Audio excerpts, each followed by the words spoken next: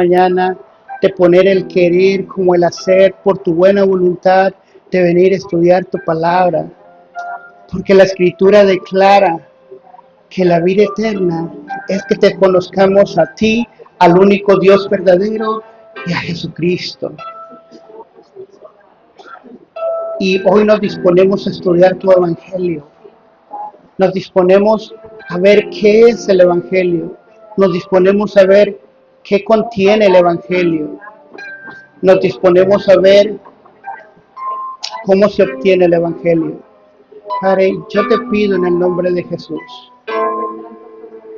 que ilumines nuestra mente y nuestro entendimiento a través del don de la fe que tú has puesto en cada uno de los que hemos creído, que Jesús es el Hijo de Dios, para que podamos razonar con la Escritura y llegar al pleno conocimiento de quién eres tú, el único Dios verdadero, y Jesucristo a quien tú has enviado. Esto es lo que Juan dice que es la vida eterna. En el nombre de Cristo Jesús, la iglesia dice, amén, amén y amén. Pueden sentarse, hermano. Ok, en esta mañana vamos a ver tres cosas. Vamos a ver qué es el Evangelio, vamos a ver qué contiene el Evangelio y vamos a ver cómo se obtiene el Evangelio. Son tres cosas en las que todos nosotros tenemos que ser eruditos, expertos, ¿sí? Para poder dar testimonio de qué es en lo que creemos. Así decía el apóstol Pablo, estén siempre preparados para dar razón de lo que ustedes creen. Si ustedes no aprenden esto, no van a poder dar razón de lo que ustedes creen. Tenemos que ser eruditos en esta materia. ¿Qué es la materia? Evangelización. Porque para eso fuimos llamados, para dar testimonio de aquel que fue a la cruz, pagó nuestros pecados, fue sepultado y resucitó al tercer día para darnos vida eterna. Entonces, pongan mucha atención porque realmente para eso fuimos llamados. No hay otro propósito aquí en esta audiencia, en este salón de clases. ¿Sí? No hay otro propósito cuando nos reunimos en Cristo. El único propósito es conocer a aquel Dios verdadero y a Jesucristo a quien Él ha enviado, para que creyéramos que Él es el Hijo de Dios y así es como obtenemos la vida eterna. Comenzamos entonces viendo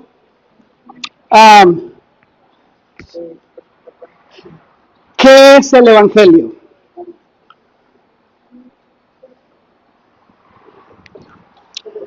¿Qué es el Evangelio?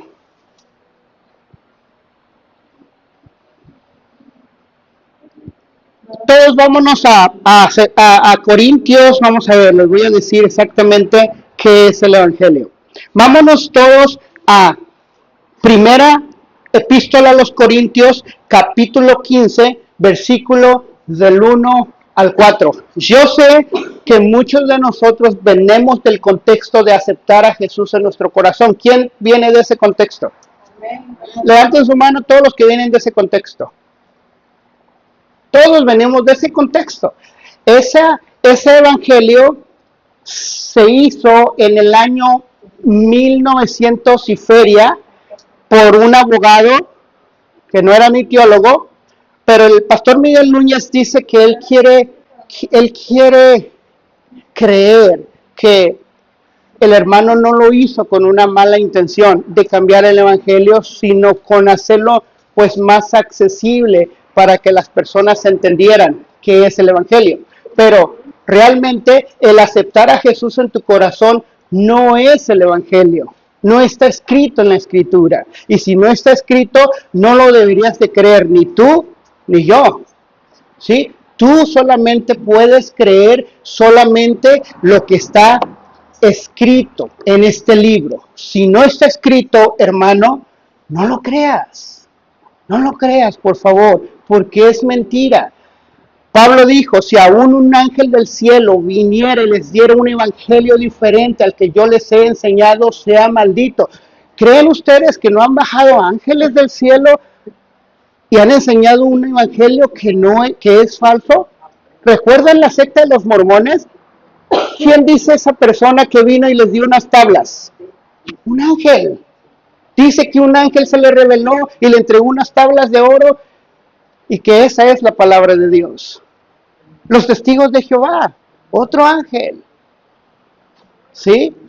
¿Y ustedes creen que en nuestra iglesia no vienen ángeles y nos dan un evangelio diferente al que Pablo nos ha dado?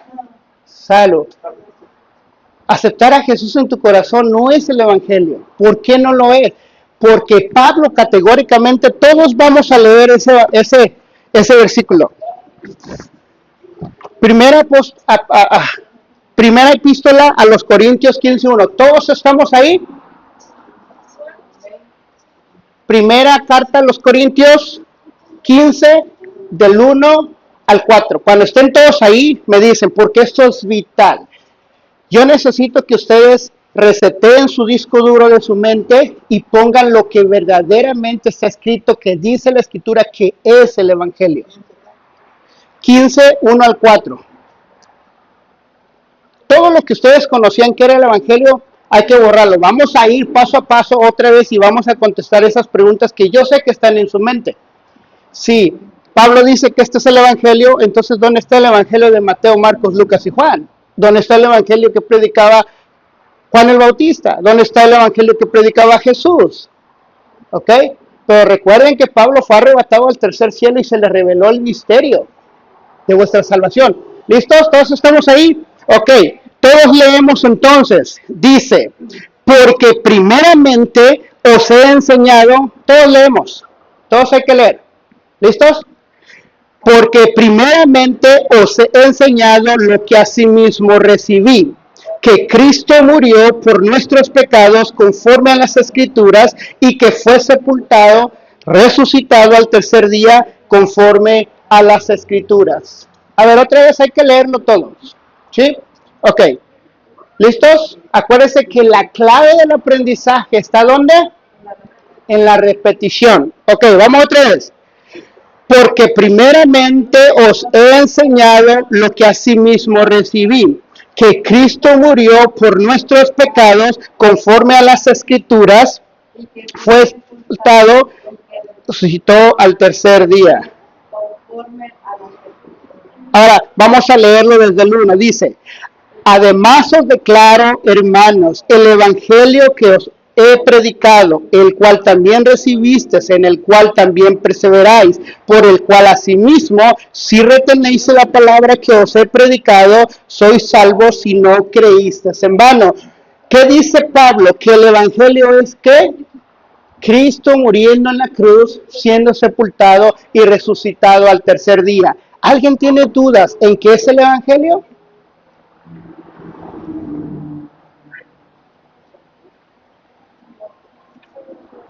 Alguien de esta sala se atrevería a creer en otra cosa que no sea este evangelio?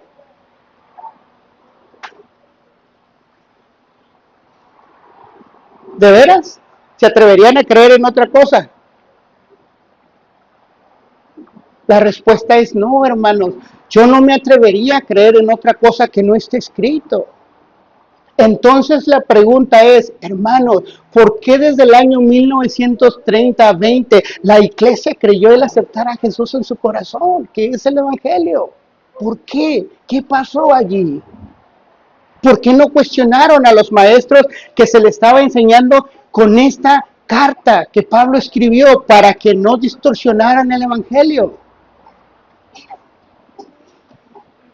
Es interesante esa pregunta, ¿no? Hermanos, ustedes tienen toda la facultad de preguntar y cuestionarnos a nosotros por qué enseñamos lo que enseñamos. ¿Sí? Si ustedes no hacen eso, se van a ir con lo que yo les diga, aunque no esté escrito. Entonces, por eso, cuando vengan aquí o vayan a otra iglesia, pongan atención. Jesús dijo, mis ovejas oyen mi voz y me siguen. Si un pastor, si ustedes oyen a un pastor que no es de Jesús, no van a escuchar la voz de Cristo. Cristo dijo, escrito está, escrito está, escrito está. De hoy en adelante, hermanos, si ustedes de aquí salen con esa mentalidad de que tienen que creer lo que está escrito, yo me doy por bien servido. ¿Sí? ¿Todos de acuerdo? Ok. Entonces, ¿cuál es el evangelio? Crean que Cristo pagó nuestros pecados en la cruz del Calvario, fue sepultado y resucitado al tercer día y nos dio vida eterna. Y eso es, ¿dónde está? Primera de Corintios 15, del 1 al 4, ¿verdad? Este es el evangelio. No hay otro evangelio. Ahora, vamos a ver qué contiene el evangelio. El evangelio contiene arrepentimiento.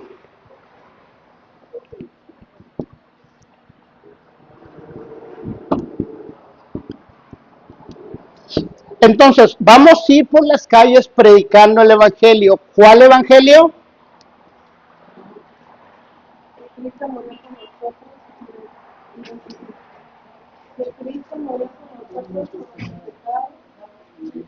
No, no. Cristo murió en la cruz para pagar nuestros pecados. Fue sepultado, resucitó al tercer día y nos dio vida eterna. Eso es lo que vamos a ir predicando. ¿Qué contiene ese evangelio? Contiene amor, paz, gozo, bondad, benignidad, dominio propio, justicia. ¿Sí? Vamos a ver dos características, porque el evangelio, hermanos, no es un mensaje.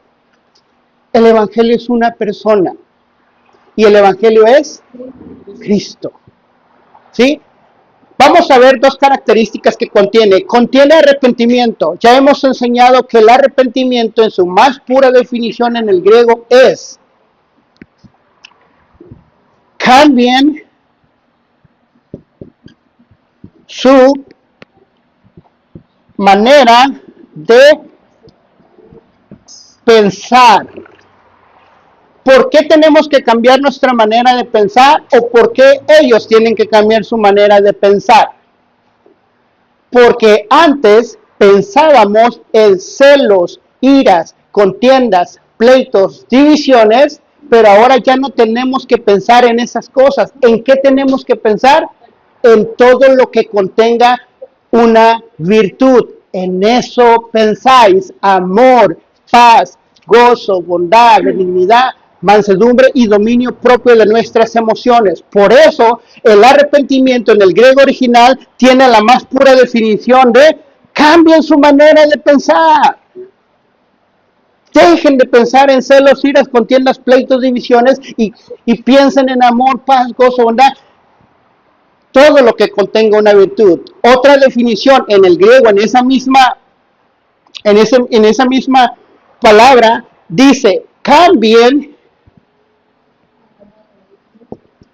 su manera de vivir. ¿Por qué? Porque antes vivíamos en celos, iras, pleitos, golpes, gritos, envidias, contiendas. Cambien esa manera de vivir. Ya no vivan así. Vivan con amor, paz, gozo, bondad, benignidad, dominio propio de sus emociones. Eso es arrepentimiento. Y Juan el Bautista iba en el desierto diciendo: arrepiéntanse. Eso es lo que les decía. Cambien su manera de pensar, cambien su manera de vivir. Eso es lo que contiene el evangelio y eso es lo que tenemos que ir allá afuera a predicar. Pero si no hemos cambiado, seguimos en la misma, no podemos ir a cambiar. Pues no, ¿verdad? Bueno, ahora, acuérdense que antes del día del Pentecostés Jesús les dijo a sus discípulos: no salgan de Jerusalén. ¿Cuál había sido la encomienda? Comienzan en Jerusalén, Samaria y hasta los confines de la tierra predicando el evangelio. Pero Jesús les dijo, no salgan de Jerusalén sin antes ser envueltos con todo poder de lo alto. ¿Cuál era ese poder de lo alto? Amor, paz, gozo, bondad, benignidad y dominio propio de vuestras emociones, ¿sí o no? Llegando el día del Pentecostés, el Espíritu Santo bajó sobre toda carne creyente permanentemente y fueron envueltos con todo poder de lo alto. Yo le pregunto, ¿usted fue envuelto con ese poder de lo alto cuando usted creyó? Entonces puede ir.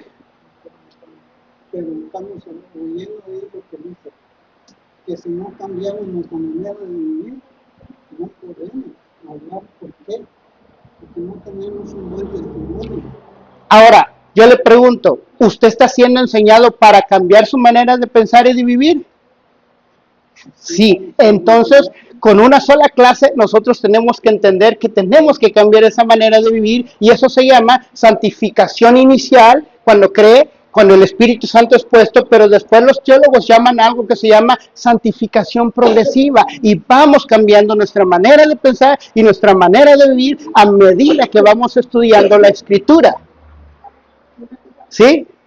Es progresivo, no es al instante, no es magia. Es progresivo. Por eso es que podemos ir, porque vamos a ir cambiando y a manera de que vayamos a ir diciéndole a la gente, cambien su manera de vivir por testimonio propio. En 5 años que llevo enseñándoles, yo he ido cambiando. ¿Por qué? Porque he ido estudiando para ir enseñando y cuando yo enseño algo y después fallo en esa misma parte, yo me siento mal y digo, Padre, perdóname, yo no soy digno de enseñar estas cosas porque mire, estoy batallando. Y saben una cosa, lo que Dios me ha enseñado, que cuando yo les digo, no se enojen y yo me enojo, Dios dice, hijo, estoy evidenciando lo que hay en tu corazón que debe de ser quitado, que no se parece a mi hijo.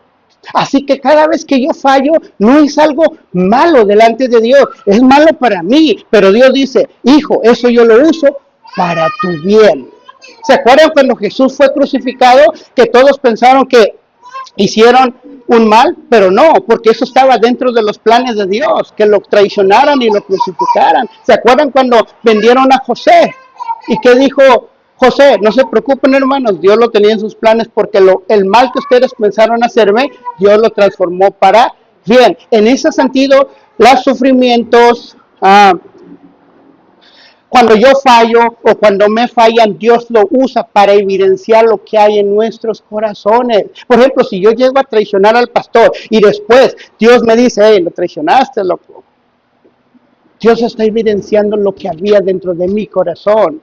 ¿Sí me explico? O sea que cuando ustedes fallan ante Dios, Dios les está evidenciando, o cuando ustedes y yo fallamos, Dios está evidenciando lo que hay en nuestro corazón que tiene que ser quitado. ¿Ya entendieron? Entonces, por eso sí podemos ir, porque ya hemos sido envueltos con todo poder de lo alto. Por eso les digo, tenemos que ser eruditos en el Evangelio, porque a raíz de conocerlo, Dios nos va a ir cambiando. ¿Cómo pues creerán si no oyen? Si nadie les predica. Podríamos aplicar esa misma pregunta a nosotros. ¿Cómo pues cambiaremos si nadie nos enseña? Ay, gracias, mi amor. He ido a iglesias donde ni un vaso de agua me dan. Gracias a Dios que aquí ustedes sí dan agua. Entonces, ¿cómo pues cambiaremos si nadie nos enseña que tenemos que cambiar nuestra manera de pensar y que tenemos que cambiar nuestra manera de vivir y que eso es arrepentimiento? Juan el Bautista iba predicando en el desierto, decía, arrepentíos, cambien su manera de vivir, cambien su manera de pensar, eso vamos a ir a predicar. ¿Cuántos dicen amén? ¿Cuántos quieren ir? Amén. Hermosos son los pies de los que anuncian la paz. Otra cosa que el Evangelio contiene es amor. Es amor. Y aquí entramos, entonces, ¿dónde está el Evangelio de Juan? Pastor, ¿me regala 10 minutos más? ¿Sí? Juan 3:16, porque de tal manera amó Dios al mundo que ha dado su Hijo unigénito para que todo aquel que en él cree no se pierda, mas tenga vida eterna. ¿Qué es lo que Jesús predicaba? Jesús decía, crean que yo soy el Hijo de Dios para que tengan vida eterna. ¿Sí? el creer en Cristo es como se obtiene la vida eterna. Crean que Jesús es el Hijo de Dios. Todo cristiano que no crea que Jesús es el Hijo de Dios no obtiene vida eterna. Eso es clave. Eso es clave. Nosotros necesitamos creer que Jesús es el Hijo de Dios para obtener vida eterna. Pero Jesús también, pero Juan, el apóstol Juan también decía más adelante, y dice, el que cree en el Hijo tiene vida eterna. Ahí mismo en ese contexto de Juan 3:16, el versículo 36 dice, el que cree en el Hijo tiene vida eterna, pero el que se rehúsa a creer en él, en el Hijo, no verá la vida, sino que la ira de Dios permanece sobre él. El Evangelio también tiene ira. Eso es lo que se omitió cuando se enseñó el Evangelio de Jesús. Acepta a Jesús en su corazón y nada más pusieron ira, y nada más pusieron amor. Emitieron la ira, y la ira es tan importante como esto que les voy a enseñar, porque la ira de Dios tiene por objetivo satisfacer su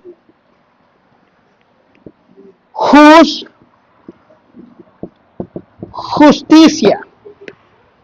¿Qué es justicia? Todos estamos de acuerdo que el mundo necesita justicia porque la justicia es buena, ¿sí o no? Si alguien comete un crimen, todos diremos, esa persona tiene que pagar, tiene que la justicia caer sobre él, porque la justicia es buena, porque el mundo necesita justicia para que haya un orden. Si esa persona no pagara por el crimen que cometió, dijéramos, el mundo no tiene justicia y necesitamos justicia. En ese sentido, todos estamos de acuerdo que la justicia es buena. Hasta cuando yo cometa un crimen que merezca la muerte, entonces ahí la justicia deja de ser buena para mí y la justicia se convierte en aterradora para mí. ¿Ya entendieron? Justicia, esa es justicia de Dios. Pablo dice, por cuanto todos pecaron, están destituidos de la gloria de Dios, porque no hay bueno solo uno. Y cuando Dios destituye a la persona de su gloria, es la muerte. Y esa persona enfrentará la ira de Dios. Si creen, tienen vida eterna. Si no creen, la ira de Dios, justicia, permanece en él. Y eso tiene que ser aterrador para ellos y para mí.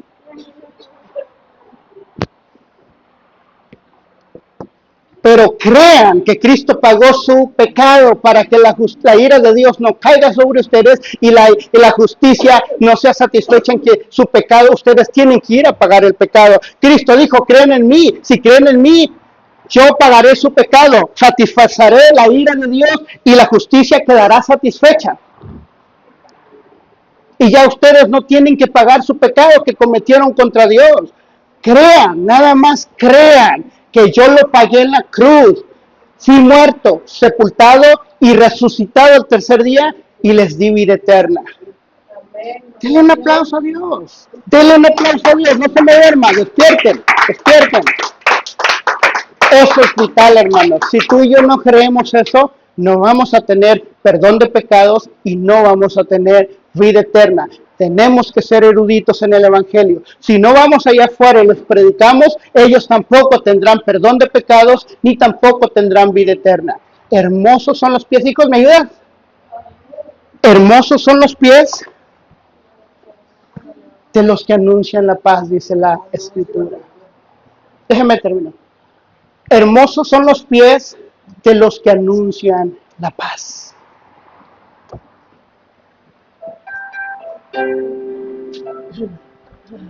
Juan el Bautista predicaba en el desierto, arrepentidos y convertidos, cambien su manera de pensar, ya no piensen en celos, iras, contiendas, piensen en amor, paz, gozo, en todo lo que contenga una virtud. Cambien su manera de vivir, ya no vivan peleando, enojándose, gritándose.